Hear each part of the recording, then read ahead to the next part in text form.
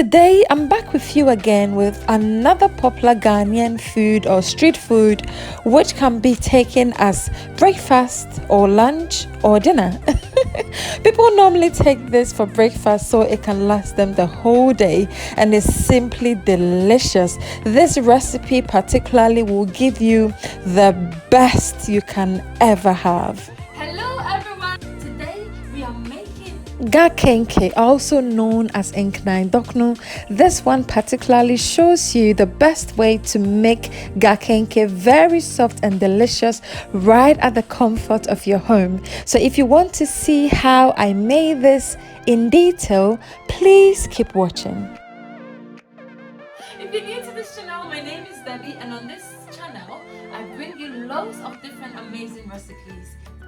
Let me quickly take you through a list of ingredients. Of course, the key ingredient is some corn dough. This one has been prepped with some water and fermented beautifully, just like the one back home. One will be wondering why I'll be adding this, but I'll be adding a little bit of cassava dough and I'll explain why later. Don't judge yet, okay? Of course, I've got my dried corn or maize leaves. This one has not been washed yet. I left it to demonstrate how I washed these ones right here. As you can see, it's very beautiful and clean, so stay tuned and I'll show you how. Of course, you need a good amount of salt as well for this. Now, to clean your corn or maize leaves, please cut off the bud with a scissors just as demonstrated on your screen. This is very important as you would have to separate it into single strands so you can get in between the leaves to wash off any trap dirt from it. I am using warm to hot water here. Please be sure to wash it very well, even with some salt, okay?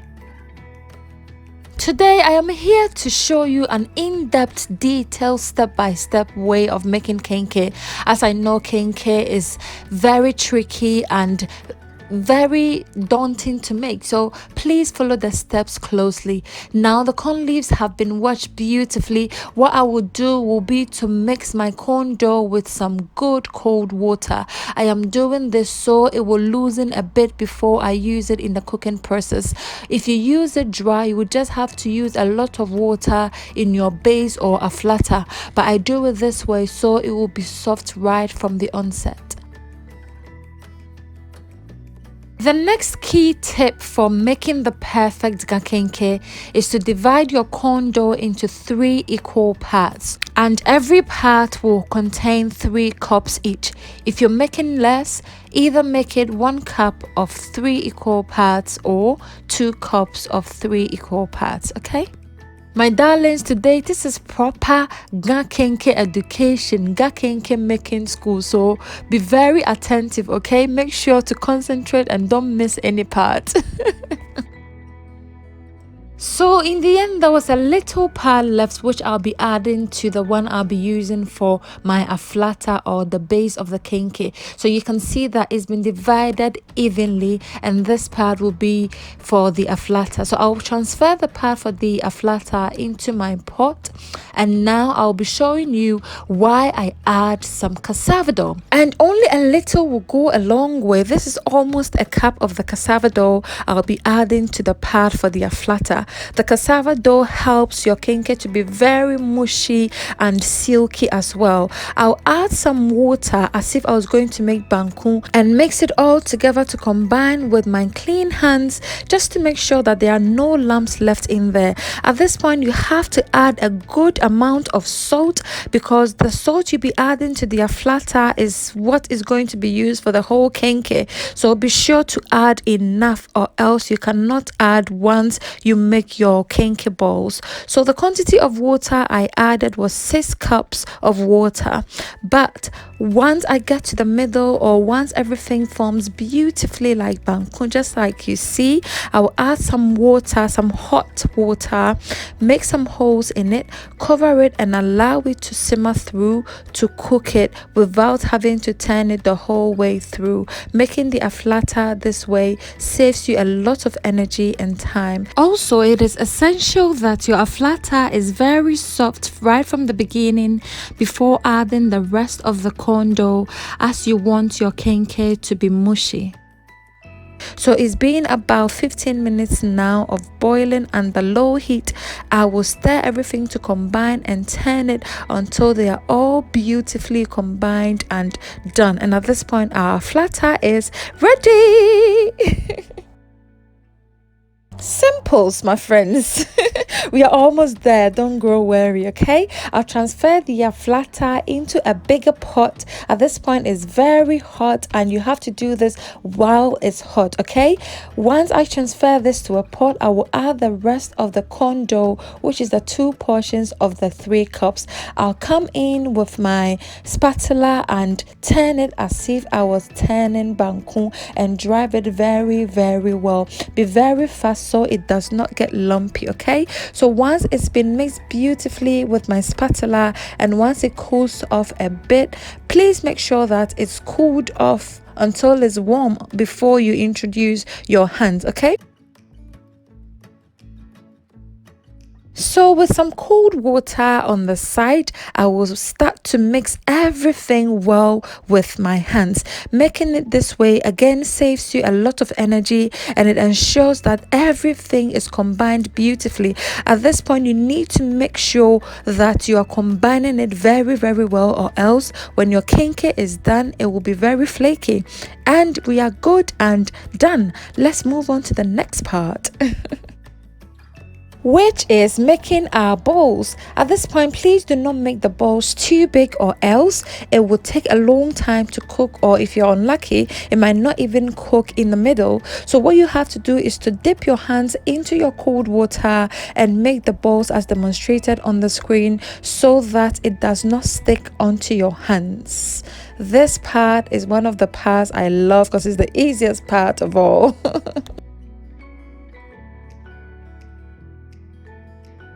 If you're still here, thank you so much for being here. My name is Debbie and the name of the channel is Debzies Delight. Please don't forget to subscribe, like, comment and share. Please make sure to set some of the dough aside before creating all the balls as you need it later. I'll show you, okay? So let's now start making our kenkey, the real deal. So you will need a bigger or a longer part of the leaves for this, and when you're making this, make sure that the tip of the leaf is almost covering the whole of the kenkey, okay? If you leave too much space in the end, you will see that when your kenkey is ready, it is going to open on the tips and it's not going to be attractive, and the water might get in there. So make sure that it's almost covering the whole thing at the tip. Lastly, seal it with some of the dough you set aside and cover the last bit with some of the leaves, which the dough will help seal.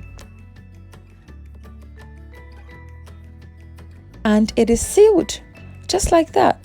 Please, the tip here is to make sure that it's almost covering the whole of the ball. Now, holding on to the edges, twist and twist and twist and twist, turn it and then push it in. Find a space and push it in just like demonstrated, and your first kenkey is as good as done. Now let me repeat the process for you to watch again, just to grasp it very well. Remember, we are in the classroom today. So the first step is to make sure that you are using the bigger corn leaves for your corn dough, okay? And when you are molding it, make sure that it is almost covering the tip, like the part I am showing on the screen, is almost covering the whole of the kenkey. If you leave too much space or you make a bigger circle, your kenkey is going to open when it's cooking. So please make sure it's almost covering it. Use some of the dough to seal it, or transfer some of the dough onto the tip and seal it with another leaf and twist. While twisting, make sure to be pushing the other tip, the tip in my left hand, in, and then hold on to the other tip with the longer leaf and push it into the kenkey. Please be sure that while you are twisting, be pushing the tip that has the opened part in, just like so. That's it. The most difficult part has been resolved now. If you did not understand anything, please leave it in the comment section, okay? We are in the classroom. It's okay to ask questions. So this is the most relaxing part. The kenkey has been molded beautifully, and the next very important thing is before you transfer the kenkey into your pot, line it with enough of the leaves, or else during the cooking process the kenkey will stick to the pot and is going to burn. So make sure to line enough, okay? And when you are putting the rest on the top, which will be touching the pot as well, make sure to place some of the leaf on the side so it does not burn. Once you're done, also cover the rest of the kenkey with enough of the leaves, just like demonstrated. If you don't have enough, you can use a foil, but because I drink the water from the kenkey after cooking, I only use the leaf. I don't use foil. I'll then add some warm water, cover it, and allow it to start cooking on very high heat. Also, make sure that the water is not full but is almost half of the pot, or else it will boil over. Once it comes to a hard boil, I'll check on it and turn the heat to low heat, checking on it intermittently to make sure that it's boiling beautifully and it is not burning.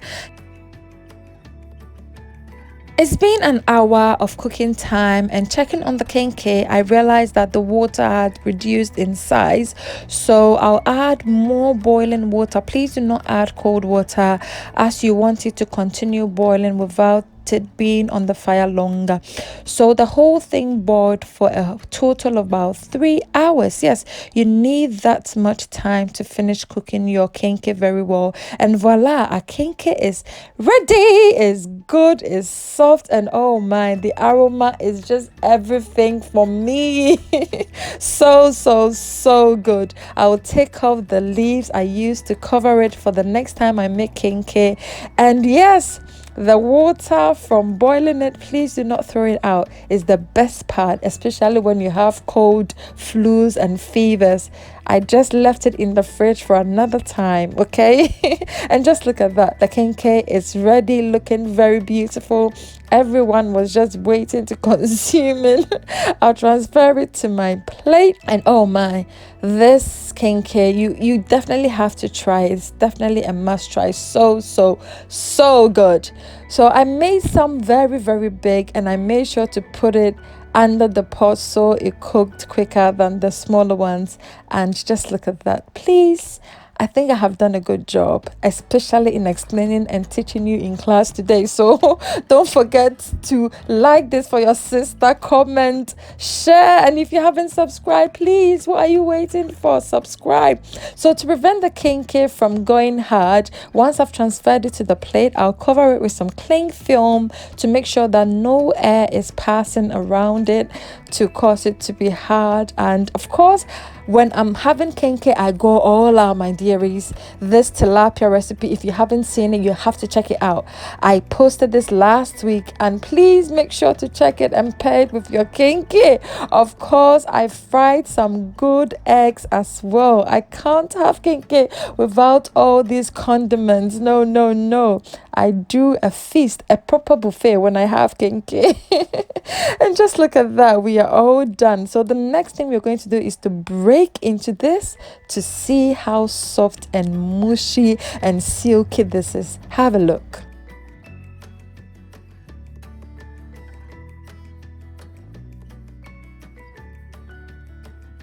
What did I tell you? Very attractive, isn't it? So good. Very soft, not too soft, not too hard, in between. The Diana said,